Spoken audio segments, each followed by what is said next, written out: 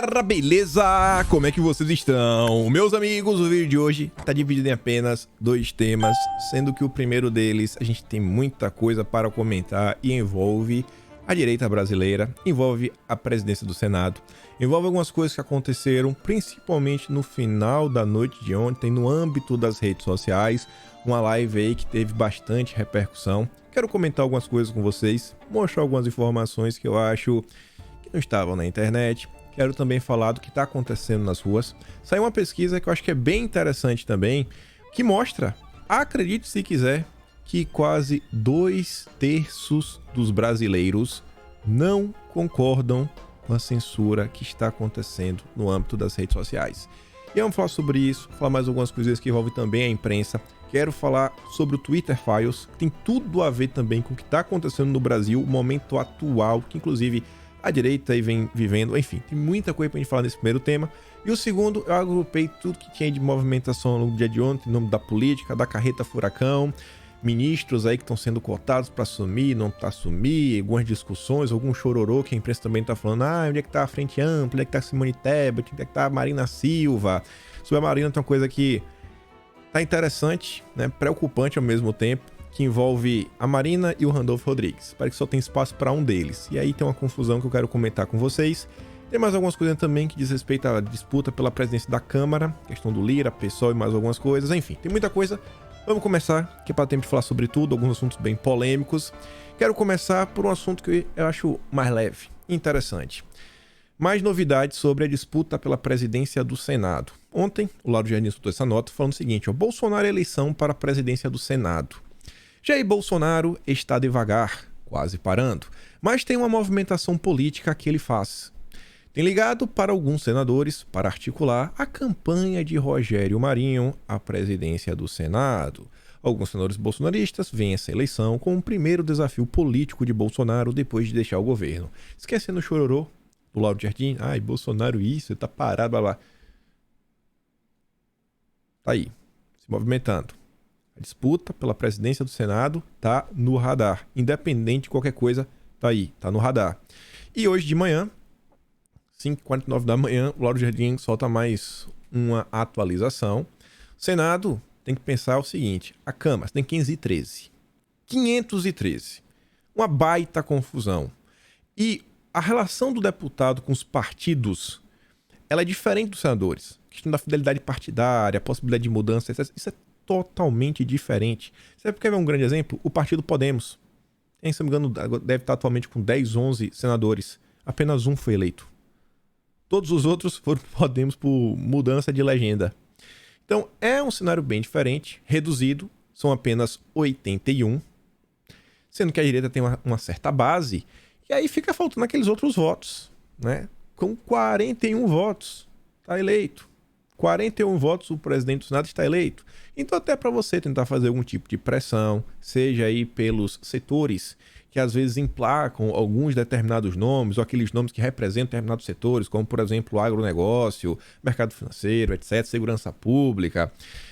É importante ter essa conversa, e o Rogério Marinho parece que realmente está se jogando de cabeça na disputa. Que fala o seguinte, Rogério Marinho busca apoio na Faria Lima. Em sua campanha para presidir o Senado, Rogério Marinho passou a semana em São Paulo se reunindo com empresários executivos do mercado financeiro. A eles se apresentou como político que poderá ser o contraponto liberal ao governo Lula. Isso com a esquerda aí no poder. E afiançou que, pelas contas dele, claro, teria hoje 34 votos garantidos contra 28 de Rodrigo Pacheco. Faltariam apenas 7 pelas contas do Rogério Marinho. Então imagina, a turma tá vendo o cenário atual, um cenário caótico, diversas notícias ruins que estão rolando pra valer. E o cara fala, olha eu aqui. Vocês não querem reformas? Aqui, Fui pai, trabalhei. Reforma da Previdência. Levantei as mangas, caí pra dentro. Viram lá a quantidade de entregas? Ministério do Desenvolvimento Regional? Estamos aqui pra isso. Estamos aqui pra conversar, dialogar com os setores. Quais são as propostas? E vamos colocar pressão. A presidência do Senado realmente é uma possibilidade. Não digo que o Rogério Marinho tem chances enormes de vencer, derrubar o Rodrigo Pacheco, mas tem realmente chances de termos um deputado que, no mínimo, Tá muito mais à direita do que o Rodrigo Pacheco. No mínimo, não vai ficar, né? Se demole sentando no colo do Lula. Que o Pacheco, se deixar, faz isso. Então, eu acho daqui extremamente animador. Tá realmente levando a sério essa disputa. E aí, algumas coisas aqui, antes de falarmos sobre a direita, as redes sociais. Ontem pela manhã, na verdade pela tarde, saiu essa nota no Estadão, mostrando que a Corregedoria aí do CNJ investiga 18 juízes por manifestações políticas em redes sociais e suspende 9 contas. A maior parte de direita. Agora tem turma aí também de esquerda, que falou coisa aí nas redes sociais e tá tendo aí que, não sei, tá sob investigação. Perceba que a coisa no Brasil, ela segue crescendo, né? Você vê que o clima realmente tá bem complicado, as pessoas medem as palavras, tem alguns assuntos que meio que viraram tabu, a turma não fala muita coisa. Mas, por outro lado, eu fiquei muito surpreso porque foi uma pesquisa do Datafolha, até a Datafolha, quase 2/3 são contra bloqueio de perfis que defendem aí, né, as manifestações. Aí fala o seguinte: a maioria dos brasileiros é contra medidas do judiciário determinando bloqueio de perfis e contas em redes sociais de pessoas que estejam se manifestando contra a democracia e pedindo um golpe militar. Isso é o que diz o Datafolha. Disseram ser contrários a esse tipo de ordem 63% dos entrevistados, ante 32% que dizem ser favoráveis. Não souberam responder 3%. Quando você olha esse cenário entre os apoiadores de Bolsonaro, 79% são contra o bloqueio. Agora perceba, tem, segundo Datafolha, 16% que seriam favoráveis. Não, tem que bloquear mesmo. Quando você vai olhar em quem votou branco e nulo, 53% são contra. A maioria continua sendo contra. E até quando você vai olhar os perfis de quem votou no Dilma, ainda assim, 49% são contra. 48% a favor, mas ainda é mais. A maioria dos molusqueiros, dos picanheiros, também é contrário. Eu quis trazer isso daqui para também deixar de reflexão um complemento de algumas coisas que eu comentei para vocês no vídeo de ontem. Eu acho que cada vez mais, se a direita quer continuar crescendo, porque a direita ela vem crescendo bastante desde 2013. Desde 2013 foi foi um crescimento assim, exponencial, mas eu acho que ainda falta muito mesmo para atingir uma grande quantidade de pessoas no país. E não é só atingir, o cara fala assim, eu meio que me identifico com a direita. Não, é despertar. Sabe aquela vontade, aquele calor? Eu tenho certeza que você passou por aquele momento que a política começou a chamar a tua atenção. Que você começou a se interessar sobre os fatos, sobre o que está acontecendo, entender a importância disso, acompanhar, porque você não quer ver o Brasil dando errado, você quer ver sua vida melhorar, você começa a entender como a política acaba afetando a educação do seu filho, o seu direito de ir e vir, o que você pode ou não pode falar. Você começou a entender isso, falou, cara, eu não quero viver no mundo que é desse jeito, eu quero viver no mundo, cara, pô, bacana, né? Mais ou menos como era lá no passado, que a gente tinha muito mais, principalmente, liberdade. Então, perceba como esse assunto, se ele colocado de um jeito certo, você consegue, né, repercutir. Você consegue fazer que esse assunto reverbere aí no seio da sociedade. Eu vou falar mais sobre isso daqui a pouco. Esse daqui eu acho que é um exemplo exatamente da turma que é a favor do bloqueio. Você vê como as pessoas, muitas delas, você vê que principalmente quando a gente fala de Bolsonaro, as pessoas, meu Deus, acreditam nas piores narrativas do consórcio que Bolsonaro seria, Ave Maria, o capiroto na terra.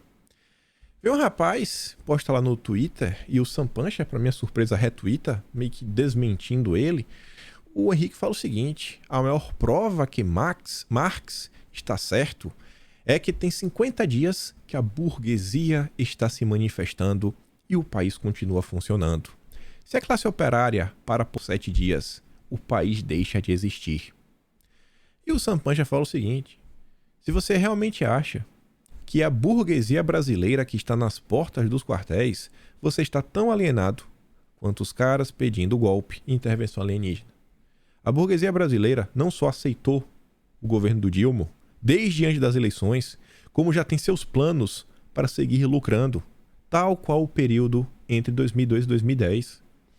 Dono de frota e meia dúzia de caminhões e de rede local de lojas não tem nada de burguês. A turma não consegue entender, por muitas vezes. E às vezes as pessoas não entendem algumas mensagens que a direita pode estar tentando passar, exatamente pela forma, pelo jeito. Tem uma galera que às vezes acaba passando demais do ponto, se tornando uma coisa meio caricata. E é sobre isso que eu quero falar com vocês. Normalmente sempre evito, botar assim um dedo na ferida. Falo às vezes de uma forma mais genérica. Vou começar falando de forma mais genérica, mas depois fico um pouco mais específico. Mas eu relato para vocês. Você vai entender tudo. Mas foi o seguinte. Ontem, no meio da tarde, surge aí um cidadão. Não é que ele surge ontem. Ele já tá aí, ó. Tem dias que a turma vem dando corda, porque o cara fala, deixa de falar, e que isso, aquilo outro, que tem informações, e que todo dia é uma novidade. Não, que agora saiu no Diário Oficial da União, que agora vai acontecer nisso, que confie. Toda hora é uma informação de bastidor, é isso e aquilo, que fala, rapaz, é interessantíssimo. E aí a turma só dando corda. E é só um. Tem vários nessa linha.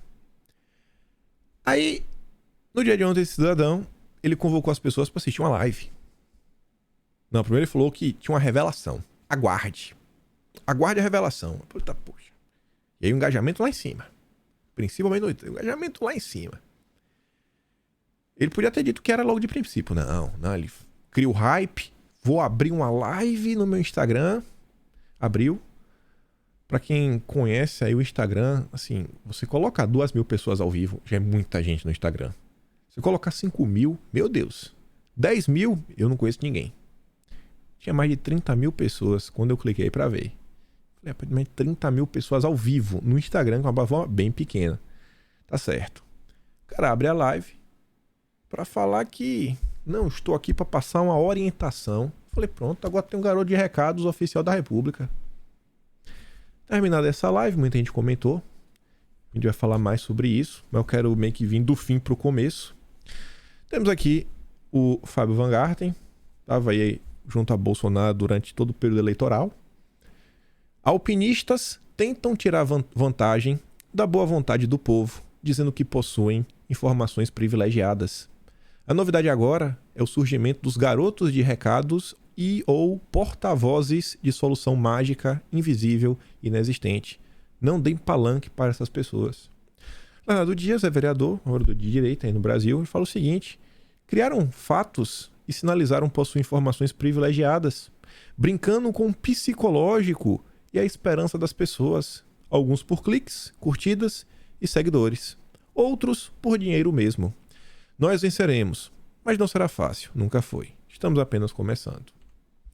E eu estou quero me referir a essa live. Não sei se você viu.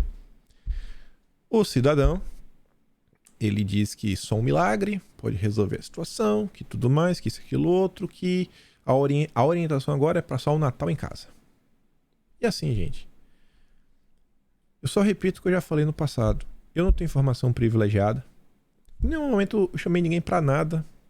Eu incentivei ninguém pra nada. Até porque, como eu digo, é muito fácil, sabe? Fora do Brasil, na minha cadeira confortável, nessa cadeira confortável, falar, ó, sai de sua casa e vai fazer isso, vai fazer aquilo outro. Estou na minha cadeira confortável. Sempre falei, sejam responsáveis. Quando você decidir fazer uma coisa ou outra, seja responsável. Vá porque você quer. Seja só responsável, só isso. Tenha certeza. Todo mundo é maduro, todo mundo é adulto. Esse cidadão, ele está criando conjecturas, tem informações privilegiadas, tem mais de 30 dias. E não é só ele, são diversas pessoas nas redes sociais.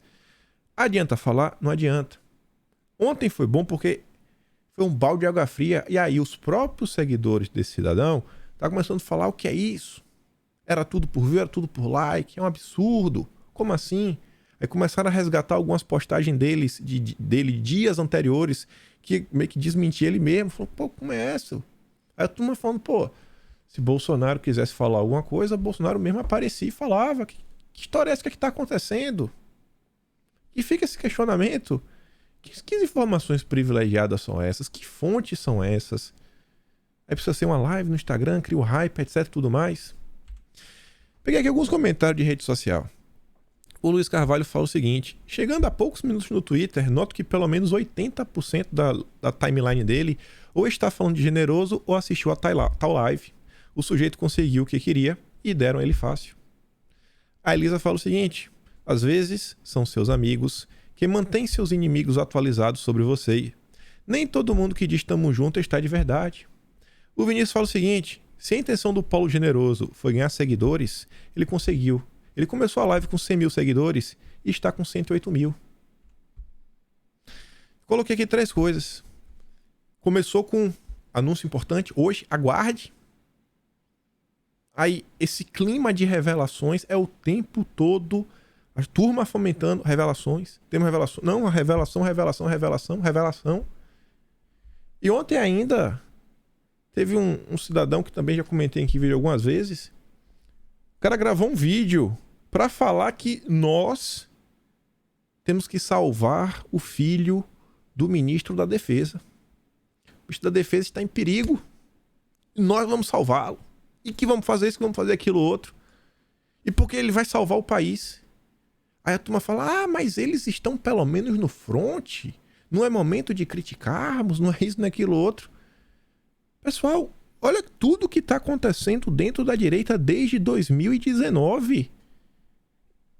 Para dar um exemplo concreto, para não ficar só na generalidade, você vê muito um comportamento de denuncismo.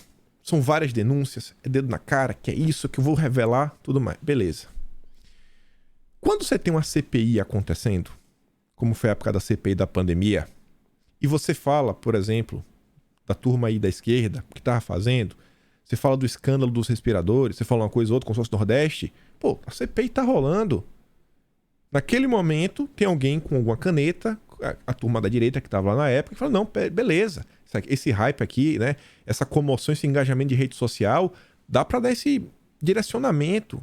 Nada fazer um requerimento, tentar colocar, tentar avançar. Agora a turma cria inúmeras denúncias, inúmeras revelações, mas e aí? Quem que vai se mover após isso? Essas denúncias são para quem? São coisas que, sei lá, até já se sabia, etc, tudo mais, mas que tá se revelando com novos ares para dar um ar que, nossa, meu Deus, eu descobri o último biscoito do pacote. Com base nessas informações, o que é que vai ser feito? Será que essas informações realmente elas procedem? Não, é porque tal pessoa é sócia e tal pessoa. Essa é a prova. Tá, mas é um crime você ser sócio de tal fulano, ciclano, beltrano? Isso é um crime. Mas a forma como às vezes fazem algumas denúncias é para dar a entender que não, tal pessoa fez um absurdo. Por quê? Porque ele é sócio. Mas é crime ser sócio? Não. E daí? Aí eu quero mostrar isso aqui mais uma vez. Mais uma vez. Existe sempre uma insatisfação legítima por parte da população. Aí isso começa a gerar uma repercussão. Aí gera um hype. Aí gera corrida pelo like. Começa a surgir uns heróis. Os heróis começam a falar nas suas propostas: vamos fazer isso, vamos fazer aquilo outro. Aí no meio aparece um que se destaca: o Salvador. Aí o Salvador, ele propõe uma ação, né? Ele, na verdade, ele toma uma ação, que é gatilho para a retaliação do sistema. Aí quando o sistema retalia: alguém me ajude, meu Deus.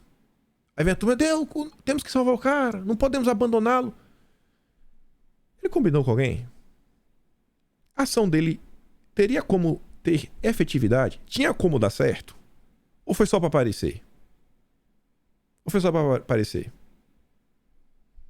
Pensa num cara que mora numa região que é dominada pelo crime. Aí o cara sai de casa, passa o criminoso, ele ponta: ó, aquele é criminoso. Isso vai ajudar? Não, ele vai ser retaliado. Agora, se ele sai da casa dele, na manhã, chega no trabalho, pega o telefone da empresa, que não é o dele, modifica a voz, ou fala pro colega e liga: ó, quero denunciar, na rua tal, tem um cara aqui, ó, que tá fazendo mal, etc. Beleza, você tá falando com coisa certa, mas olha a quantidade de coisa que a turma anda fazendo e que você fala: vixe, quem é que tá por trás disso? Na hora que isso der errado, vão colocar a culpa em quem? Quando eu trouxe esse organograma pela primeira vez, eu comento como desde 2020, inúmeras ações que só geraram retaliações contra a direita saíram ali do seio do PTB. Os 300, por exemplo, eles são criados após a live do Roberto Jefferson. Essa matéria eu vi rolando no Twitter esses dias. Uma pessoa que tinha assistido o vídeo que eu fiz. Eu deixei isso aqui meio que guardado. Essa matéria aqui é do dia 20 de abril de 2020. Um dia depois da live do Roberto Jefferson. A manchete da matéria é: parlamentares criticam declarações de Jefferson sobre suposta trama para derrubar Bolsonaro. A live que ele fez com Oswaldo Eustáquio. Que Oswaldo e Roberto Jefferson surgem do nada. Um dos organizadores da live com Roberto Jefferson é líder do Grupo República de Curitiba, o Paulo Generoso. Olha só, né? Olha só. Eu já falei uma vez, falo de novo. Imagine se o PTB não tivesse ganhado espaço dentro da direita. Todo o caos que Roberto Jefferson e seus amiguinhos proporcionaram, se não existisse. Imagina. Mas eles estavam tentando fazer alguma coisa, né? Qual foi o resultado prático? Não estamos passando pano no passado dele. Não vejo o Roberto Jefferson como uma referência política. Ele representa a velha política que a gente sempre combateu. Mas a live não era sobre o currículo ou a vida dele, e sim sobre a denúncia desse golpe nos bastidores. Essa é a mesma história. Não. Não é hora de dividir a direita. É por isso que a direita perde. Nesse momento precisamos de aliados. Neste momento ele está com a gente. Olha o que aconteceu. Isso daqui eu comentei também semana passada. E não para. A direita, ela acaba criando isso daí. Não adianta depois falar, eu fui enganado. Esse canal, até 2 semanas atrás, que tá aqui embaixo, ó, 3 vídeos na sequência, este canal só falava do Palmeiras. Aí um canal que só falava do Palmeiras fez um vídeo de Bolsonaro, sai de 3 mil views pra 80. Aí o cara fala, pô, peraí. Meu Deus. De 3 pra 80? Aí ele faz outro vídeo de política. De 80, pula pra 486. Tu acha que ele vai voltar a falar do Palmeiras? Não. Ele vai falar de política de novo. Aí o vídeo seguinte, 1.800.000. E o canal que só falava de Palmeiras, especialista em Palmeiras, agora virou o analista da política brasileira. E aí você vê a manchete, ó. Essa eles não esperavam. Bolsonaro vai barrar a posse. Leitura labial. Se prepara. Ninguém percebeu isso. Revelação Impacto Brasil. Acabou a farsa. Tudo revelado. General da Força deu ordem. Brasília em tensão. Exército deu aval para ação. 4 prisões. Urgente. Anunciou a vitória. Revelação inesperada. Pegou todos de surpresa. Bolsonaro dá cartada final. Pomba pegou de surpresa. Pedido de prisão em flagrante de Bolsonaro. Flagrante, né? Bolsonaro alguma coisa. A casa caiu.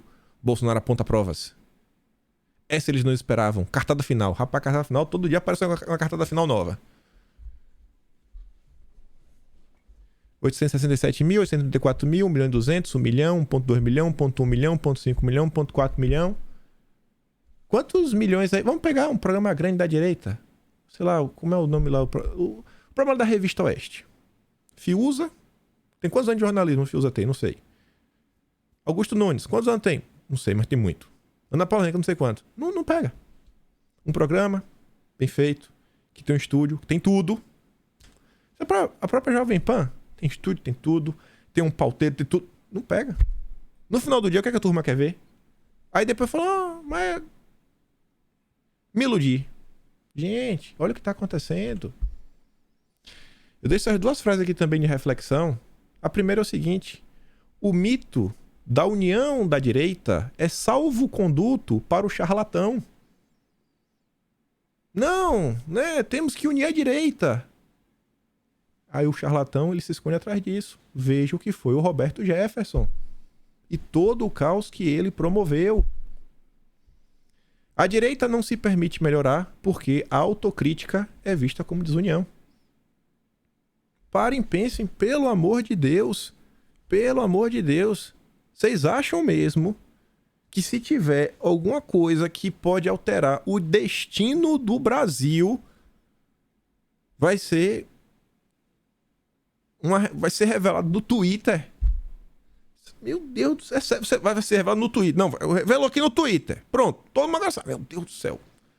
Ninguém sabia, só você que descobriu lá no Twitter, no Instagram, no Facebook ou no YouTube. As redes sociais, elas são importantes para levar informação, comunicar, saber o que está acontecendo. Mas assim, o que é que vai realmente acontecer, etc. O que Bolsonaro vai fazer, vai deixar de fazer. Vocês acham que vocês vão descobrir isso na rede social? Às vezes de uma galera que surgiu do nada, que vocês nunca ouviram falar. Só se questionem sobre isso, pessoal. Olha o que está acontecendo com a direita desde o dia 31 de outubro para cá. Quantidade de pessoa que apareceu com a solução para salvar o dia. Não, que tem que falar isso, tem que falar aquilo outro. E esse mesmo comportamento de querer colocar o pé na porta, de apontar o dedo, de falar isso, falar aquilo outro, etc. Tá dando certo esse caminho que vai sendo tomado aí há muito tempo. Eu acredito que muito ajuda quem não atrapalha. Muito ajuda quem não atrapalha. E se tem uma coisa que tá aí mostrando é que mexer com a emoção das pessoas, com a esperança das pessoas, gera um engajamento absurdo. Mas é absurdo.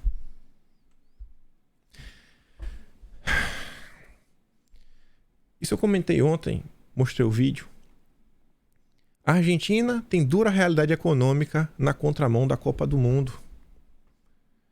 Eu acho que o grande ponto que a rede social ajuda, que as pessoas conseguem realmente fazer diferença, é a transmissão de informação. Informação é poder. É você aprender alguma coisa sólida, né, palpável, e você passar para o seu colega e você conseguir despertar nele aquele desejo de acompanhar as notícias do país que ele mora, saber o que está acontecendo. Mas ainda, até hoje no Brasil, eu acho que uma situação similar da Argentina.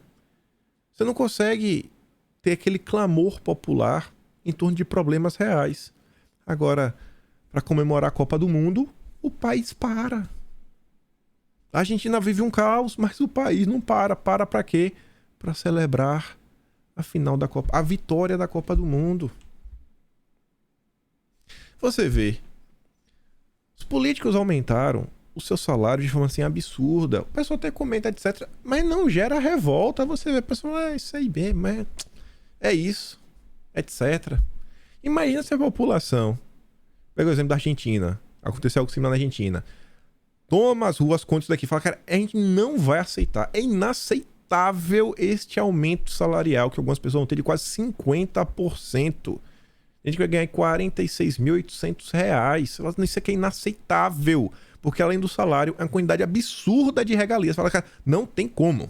Não dá para aceitar isso daqui. Mas não tem a comoção. Tem gente que sequer sabe o que está acontecendo. A Folha é engraçada, ela chove no molhado.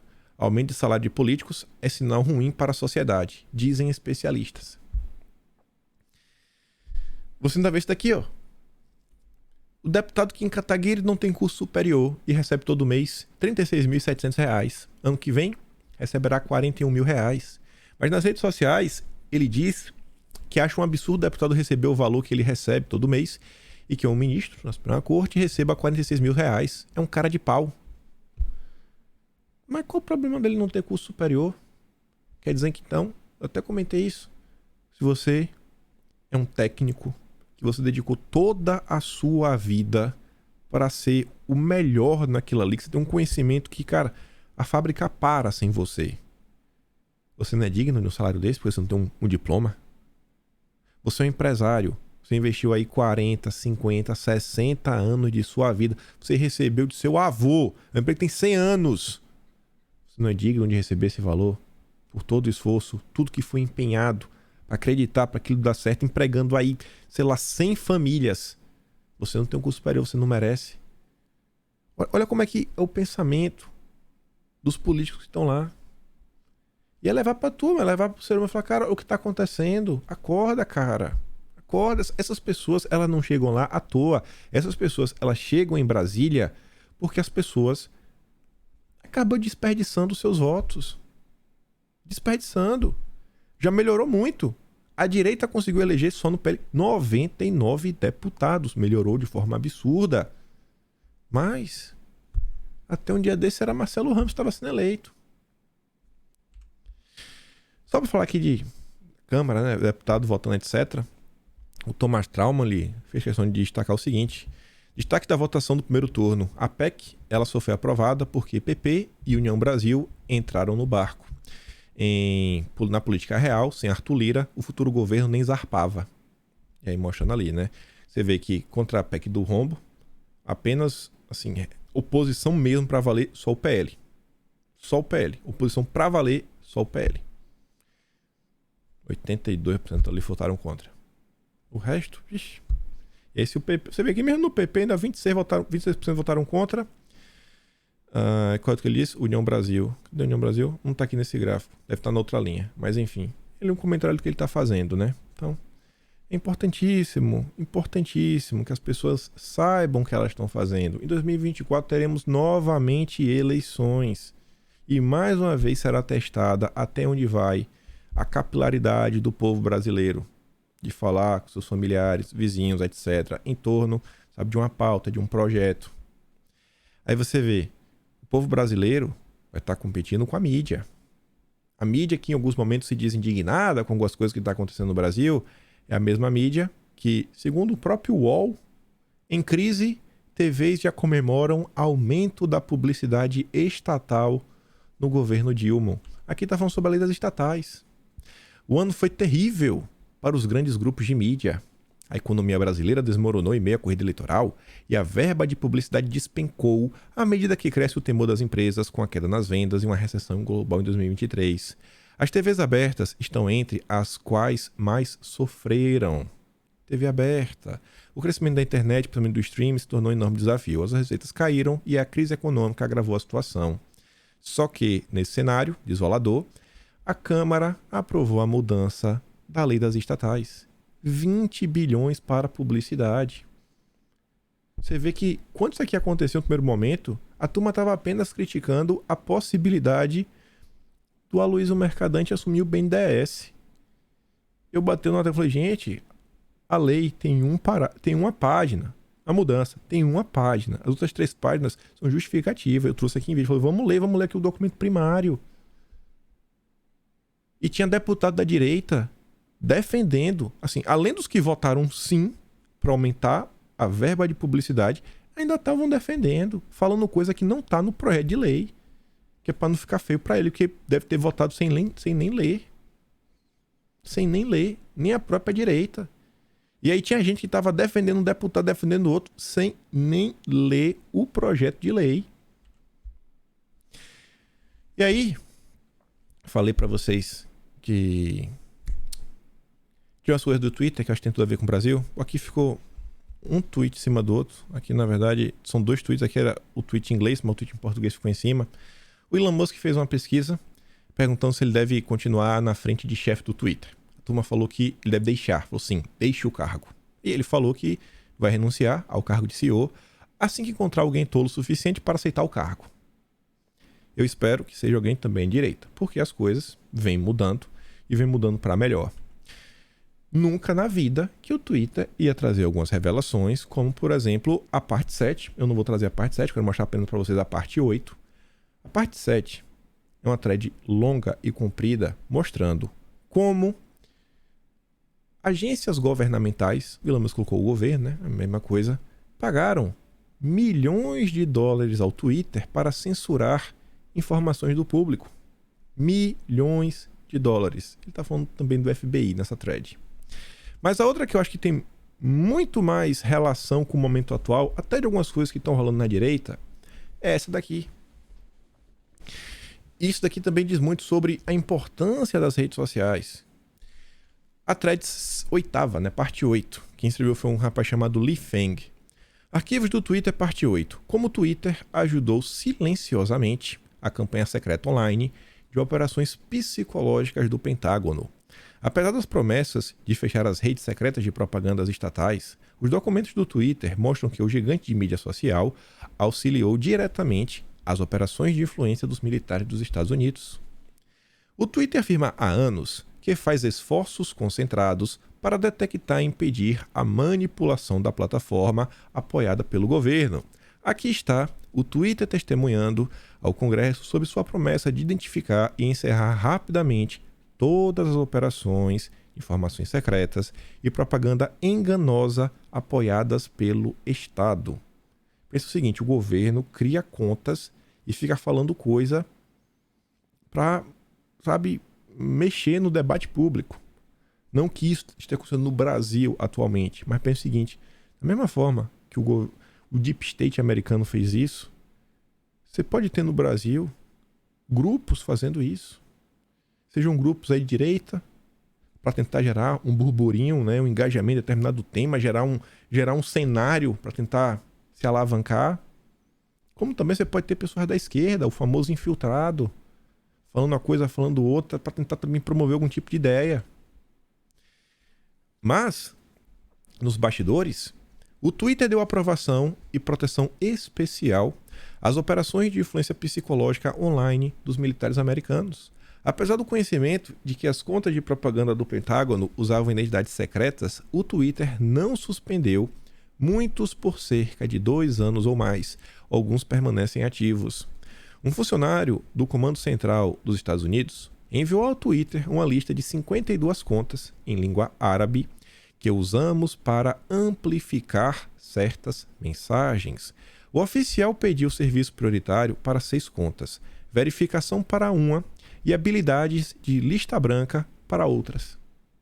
Imagina, o cara tá falando, essas contas aqui não é para tocar. Tudo conta falsa utilizada para manipular o debate público. No mesmo dia que o como é que chama aqui? Comando Central enviou a lista, os funcionários do Twitter usaram uma ferramenta para conceder uma etiqueta especial de lista branca que essencialmente fornece status de verificação para as contas sem o cheque azul, o que significa que elas estão isentas de sinalizadores de spam, abuso, mais visíveis, provável para tendência e hashtags. As contas do Comando Central na lista tuitaram com frequência sobre as prioridades militares dos Estados Unidos no Oriente Médio, incluindo a promoção de mensagens anti-Irã. A promoção do conflito apoiado pela Arábia Saudita e os Estados Unidos no Iêmen, ataques precisos de drones que afirmavam atingir apenas criminosos, tudo fazendo de forma para a população acreditar e manipular o debate público, mas não eram contas de pessoas reais. A turma da inteligência mudou de estratégia e excluiu as divulgações de vínculos com as contas do Twitter. Aí fala das biografias. Um funcionário do Twitter que falou comigo diz que se sente enganado pela mudança secreta. Ainda assim, muitos e-mails ao longo de 2020 mostram que executivos de alto escalão do Twitter estavam bem cientes da vasta rede de contas falsas e propaganda secreta do Departamento de Defesa e não suspenderam as contas. Por exemplo, o advogado do Twitter, Jim Baker, refletiu em um e-mail de julho de 2020 sobre uma próxima reunião do Departamento de Defesa, que o Pentágono usou, blá, blá, etc.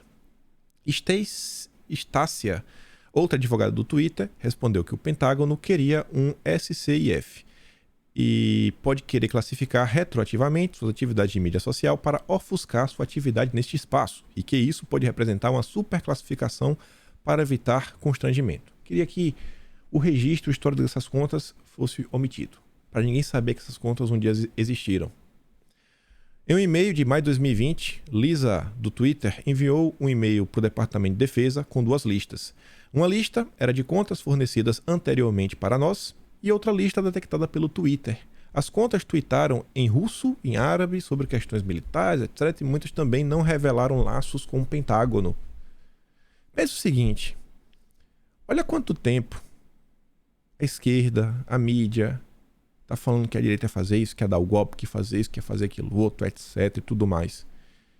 Já pensou na possibilidade de ter perfis se passando por pessoas de direita só para promover o caos? Não é perfil com pessoa, que tem muita gente que aparece em vídeos, se não fosse perfil às vezes anônimo, o cara colocar um nome qualquer, fala umas groselhas e o povo vai dando palanque, vai batendo palma, vai dando palanque, vai batendo palma e tá aí o caos. A realidade é muito mais obscura. O Twitter ajudou ativamente a rede da turma, né, de 2017 até 2020. Sabia que essas contas eram secretas e projetadas para enganar e manipular o discurso. Uma violação das políticas e promessas do Twitter. Eles esperaram anos para suspender. Depois deixa lá mais informações, que quiser olhar, né? Não trouxe a thread inteira, trouxe os melhores momentos. Nem tudo que está na rede social é verdade. Nem todo mundo que está na rede social falando que vai acontecer isso, que vai acontecer aquilo outro, e que blá blá, e que xixi, tá com a verdade ao seu lado. Volta a falar, gente, é tão fácil fazer um comentário, um discurso que vai lavar a alma. Ai, lavou minha alma. Normalmente esse discurso que lava a alma é um discurso acalorado e que fica restrito a uma bolha de rede social. Não consegue se comunicar com mais pessoas. O que comunica com as pessoas no final do dia, na ponta da linha, a meu ver, pelo menos, na maior parte do tempo, é a informação. Você fala, cara, olha isso daqui, olha essa informação. Você fala, rapaz, aquelas contradições, sabe, bem absurdas, quando você pega duas notícias do mesmo grupo jornalístico e mostra, olha como é que eles tratam a direita, olha como é que eles tratam a esquerda. Isso choca, isso chama atenção, isso gera incômodo nas pessoas. A ironia também, né? A piada. Conquista o meme, o poder do meme. Então, pensem bem. Pensem bem. Tudo que vem sendo feito, para quem vem sendo dado palanque. Pense bem. Isso está ajudando. Olha tudo o que aconteceu. Olha tudo que poderia ter sido evitado. Só pegando o exemplo do Roberto Jefferson ainda em 2020. E a quantidade de gente, não! Mas ele nesse momento é nosso aliado. Ele está com a gente. Olha todo o caos que esse cara causou. A direita talvez em algum momento brigasse com o judiciário? Possivelmente. Será que seria do mesmo jeito? Será que ele não acirrou os ânimos? Final de 2020. As coisas estavam relativamente bacanas para Bolsonaro. Começa uma discussão que envolve a sucessão pela presidência da Câmara e Senado, porque o Maia e o Alcolumbre iriam se reeleger. Mas nem o Maia nem o Alcolumbre fizeram nada. Nada. Eles não mexeram uma única palha, não fizeram nada. Quem entrou com ação foi o Roberto Jefferson. 2021, Bolsonaro teve a vitória acachapante a nível do legislativo. A pauta legislativa ela travou por 6 meses. Porque um deputado do PTB resolveu lavar a alma do brasileiro com um vídeo maluco.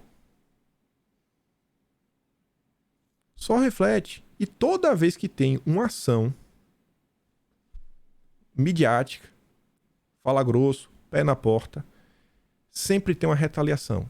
E a retaliação, realmente, eles sempre pesam a mão. E gera mais satisfação. E aí a gente fica nesse eterno ciclo. E cada vez que acontece uma coisa dessa, uma ação dessa, acaba por validar a oposição. Não, tem que fazer alguma coisa, meu Deus do céu. Tem que fazer, alguma coisa tem que ser feita. Alguma coisa tem que ser feita. E às vezes a turma fala, mas e a liberdade de expressão, etc. Pô, mas quando você vê Roberto Jefferson, eu dou o mesmo exemplo dele sempre. Roberto Jefferson, em determinado momento, ele tava gravando um vídeo com aquele gorro na cabeça, ensinando como é que coloca aquele gorro e como é que quebra um braço com um taco de beisebol, gente.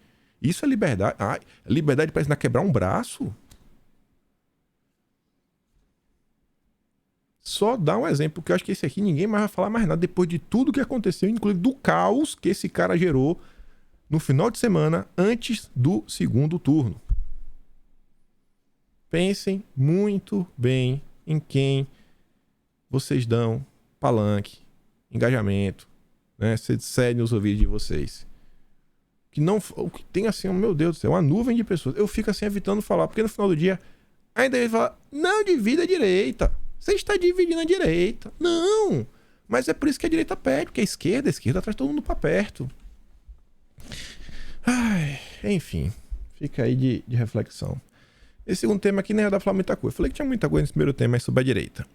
Fala aqui da carreta Furacão. Falou algumas coisas. dá algumas risadas também.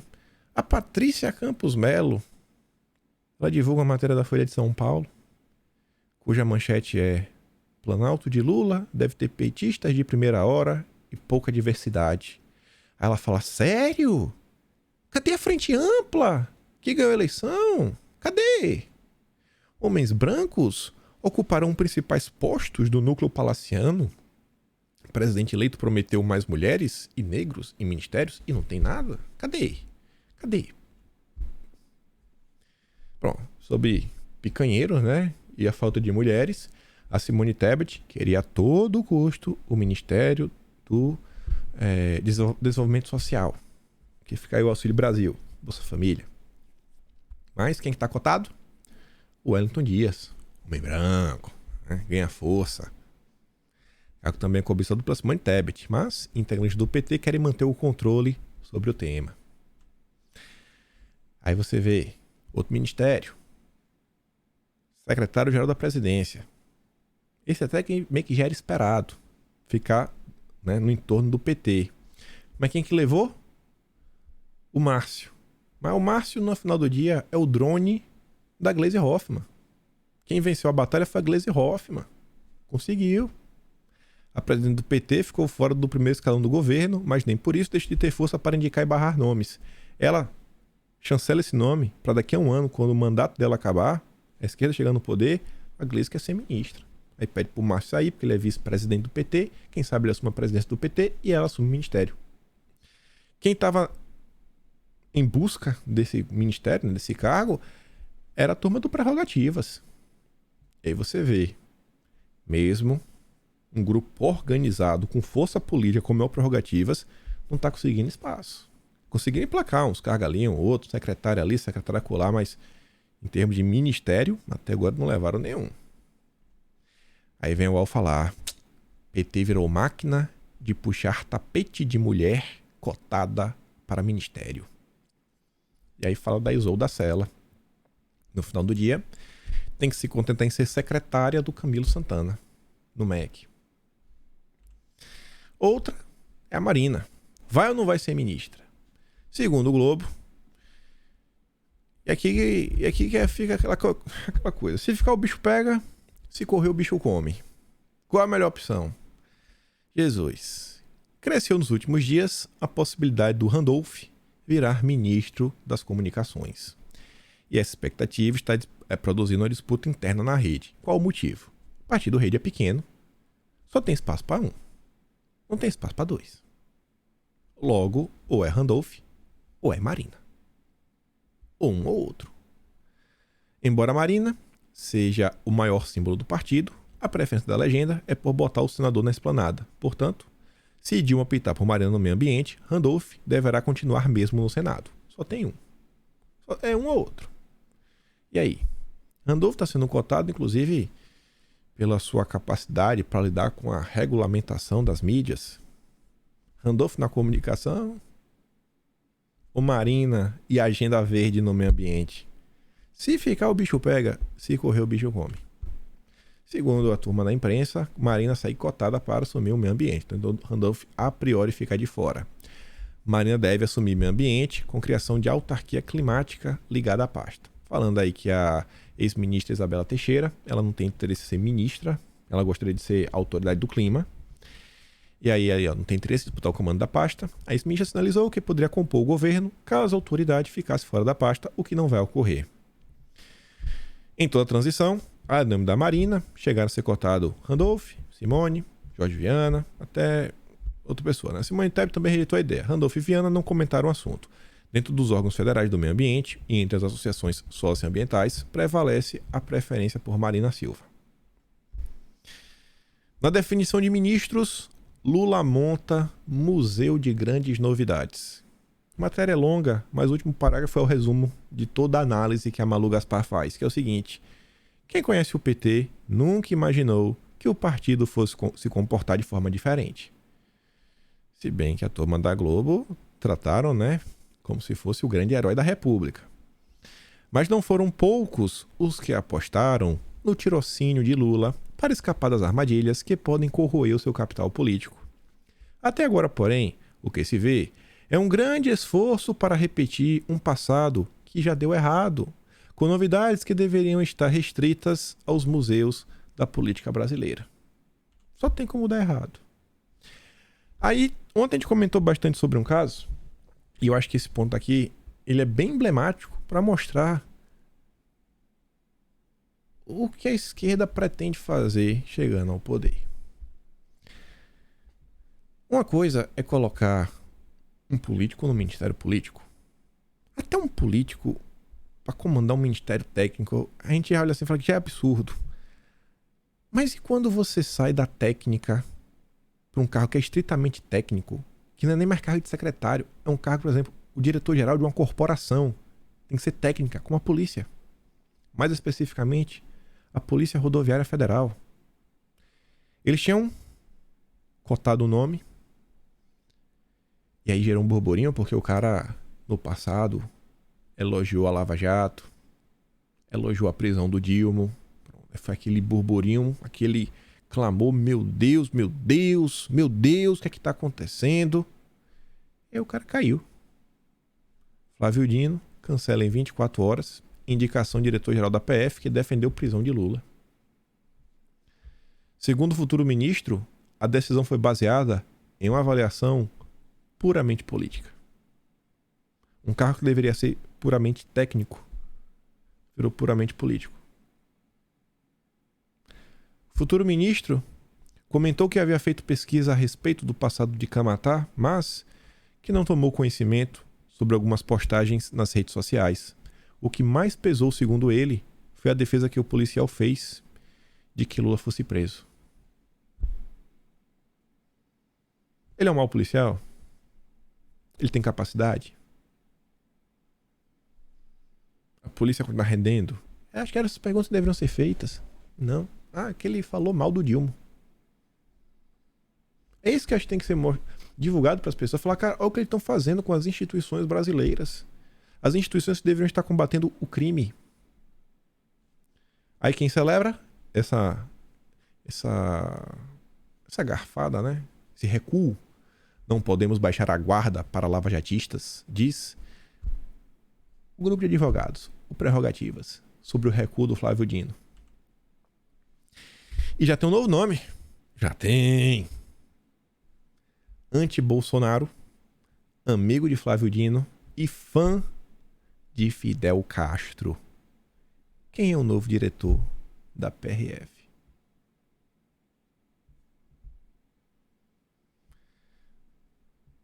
Não sei. Pode ser um cara técnico. Pode não ser, eu não sei. Eu não sei, mas a gente fica no questionamento, né? Assim, pô, o cara não prestava por causa de um comentário político. Mas você vê, a própria imprensa brasileira divulga o novo nome mais por questões políticas do que por aspectos técnicos. Quando pegaram lá o outro, o Kamatá, disseram, não, ele, olha só, ele tem curso na Universidade de Salamanca, pô, mas ele trabalha com isso, ele foi secretário disso, ele já participou da gestão de não sei quem. Aí começa a pontuar as coisas que vai fazer, pô, é a primeira coisa que vê aí, não abre alas. Isso daqui eu achei interessante, porque esse questão nacional tá ligado a um movimento de uma esquerda mais nacionalista, soberanista, sei lá como a turma quer se chamar, próximo do Aldo Rebelo. E aqui que você vê como são as coisas. E eu achei também um complemento do que comentei no vídeo de ontem, a importância de tentar levar a mensagem, e a mensagem de uma forma que a turma consiga entender o que está se passando. Você vê, ó, o novo Ministério da Justiça está se tornando um enclave dos Estados Unidos e de suas ONGs. Lamentável. Olha qual o tipo de crítica que a esquerda faz em relação ao que vem sendo apresentado pelo Dilma. PCdoB apoia a concessão de base para os Estados Unidos e irrita a esquerda. Partido do qual faz parte o governador do Maranhão, Flávio Dino, é favorável ao acordo para que americanos usem base de Alcântara. Flávio Dino é favorável à entrega de Alcântara ao imperialismo americano, matéria do DCO, diário da Casa Operária. A preocupação da esquerda, né, mais nacionalista. Não, tô preocupado, né, com a soberania nacional. Esse daí tudo bem, mas beleza, mas será que isso aí tem a ver? Porque também é importante, né, às vezes você fazer algum tipo de acordos, né, alianças para, sei lá, um desenvolvimento tecnológico. Eu não sei quais são os termos do acordo aí da base de Alcântara. Mas, por exemplo, você pega o Augusto. Famoso Augusto. Essas duas imagens aqui também foi do cara da esquerda aí, ó. O Cristão Nacional. Ele coloca o Augusto de Arruda Botelho e fala aqui, ó. O cara tem proximidade com as ONGs. O cara tá preocupado. Por quê? Porque é o IDDD. E a gente comentou exatamente isso sobre o DDD no dia de ontem. Falei, ó, isso aqui é um ponto que você pode levar. E eu acho que ninguém é a favor. Não é que ninguém é a favor, né? Eu acho que a população hoje acha que a audiência de custódia ela não ajuda tanto quanto ela deveria. Mas enfim, você vê, ó, olha quem que financia o IDDD. Entre, assim, o de maior destaque, né? A Open Society Foundations, Jorge Soros. A gente tem ali a Oak Foundation, né? Bem conhecida. Escola da Manhã também. Brasil Foundation também, né? Mas enfim. Outro nome aí que vem sendo cotado mostra muito também o que representa às vezes o empresariado brasileiro. A luz do mercado, o mercado ama mercadante. A luz do mercadante, para tentar acalmar o mercado, ele participou de um jantar para falar que são os novos nomes, para fazer o meio de campo entre governo e mercado financeiro. Ele participou de um jantar organizado pelo Grupo Esfera, presidido por João Camargo, que assumiu a operação da CNN Brasil. Aí eu te pergunto, voltando lá para o início do vídeo, que o rapaz da burguesia, a burguesia está aí se manifestando, falando da chefe do Zap. Acho que a burguesia é essa turma aqui, não? Eu acho que esta daqui é a burguesia brasileira. Olha quem estava no evento. Joesley Batista, André Esteves, Rubens Ometo, Jean Gereissati, Fábio Hermínio Moraes, Isaac Sidney, Eugênio Matá, Carlos Sanchez, Edado Sagioro, Pablo Menezes e Wilson Quintela. E mais uma turma aí. Só peão, né? Só classe operária. Aí, por um lado, tenta... Não, vamos acalmar, vamos ser amigos, vamos dar as mãos, vai dar tudo certo. E a turma se pergunta, rapaz, como é que esse governo vai dar certo? Está cometendo todos os erros do passado. Haddad na Fazenda, Mercadante no BNDES, esquece o teto de gastos, esquece a âncora fiscal. Onde está o Pércio Arida? O Pércio Arida desapareceu, mas agora você tem o Lara Rezende. Aí quando você pensa que o Lara Rezende é diferente, porque ele diz, não, Lara Rezende é do plano real. Vamos ver quão diferente o Lara Rezende é do esquerda padrão. Apesar da ligação com o PSDB, que tem uma postura contrária à linha ortodoxa da teoria econômica, Lara Rezende também é contra o teto de gastos. Ele é um dos adeptos da teoria monetária moderna, uma tese que assusta os participantes do mercado financeiro em geral, os economistas ortodoxos, porque no entendimento desses críticos, ela poderia levar o país à hiperinflação e causar um crescimento explosivo da dívida pública. Essa teoria aí, basicamente, você pode gastar o que for, você pode imprimir dinheiro assim dentro do país que, se tiver espaço para a economia crescer, não vai impactar em nada. Vai dar errado, eu acho que não tem como não dar. Aí o Estadão diz, ó, promover o crescimento econômico, uma das principais bandeiras do Dilma, será uma promessa irrealizável na maior parte de seu mandato, se os fatos confirmarem as atuais projeções do mercado e de setores da administração federal. O Brasil não vai crescer, não tem como. Irrealizável. E muito por quê, né?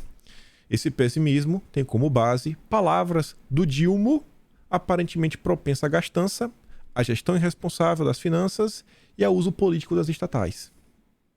Sinais de alarme têm soado com frequência, por exemplo, quando se anuncia a criação injustificável de muitos ministérios ou a recusa de qualquer nova privatização. Gestão irresponsável das finanças oficiais desemboca normalmente em pressões inflacionárias, maior endividamento público, juros mais altos, mais custos para o tesouro e menor expansão econômica. Esse é o cenário que aguarda o Brasil. Aí o Padilha pode assumir a relação institucional e, assumindo, a esquerda também, a ideia é voltar com o Conselhão. Grupo que reúne diferentes setores, como empresários, sindicalistas, para discutir e sugerir medidas para o desenvolvimento do Brasil. Né? O grupão do WhatsApp da turma que vai comandar a tua vida. Só não tem espaço para o povo. Tem um sindicalista, tem o burguesão e o povo está de fora. O povo está de fora. Quem também está sendo cotada, Débora Diniz. Reconhecida internacionalmente seus trabalhos na área de igualdade de gênero e direitos reprodutivos. Meu corpo, minhas regras. Para qual? Ministério da Mulher. Isso aqui eu comento depois, que é um pouco mais de tempo. Geraldo Alckmin, também eu quero comentar depois, porque tem mais coisinhas extras, né? Porque ele estaria aí coisa. E essa daqui do Juliano Medeiros e da direita também lançar candidato, eu comento depois. Mas tá aqui os links do vídeo de hoje. E peço a vocês, como sempre, pensem bem em tudo que vocês compartilham, que dão palanque, etc. Eu queria, gente, realmente poder vir aqui e falar pra vocês, pessoal, vai acontecer isso, vai acontecer aquilo, outro, etc. Mas eu não tenho informação. E eu consigo chegar aqui e falar, me perdoa, eu não sei. Eu não sei o que é que vai acontecer. Eu não sei. Eu não sei. Eu torço todos os dias pro Brasil não ir pro buraco. Não só de hoje, né? Há muito tempo. Muito tempo. Mas é isso. Então, reflitam bem sobre tudo o que anda acontecendo nas últimas semanas. E compartilhe esse vídeo, não vai cair teu dedo. E com fé em Deus, eu espero poder te ver amanhã de novo. Aquele grande beijo e abraço, tamo juntos. Valeu, meus amigos. Fui.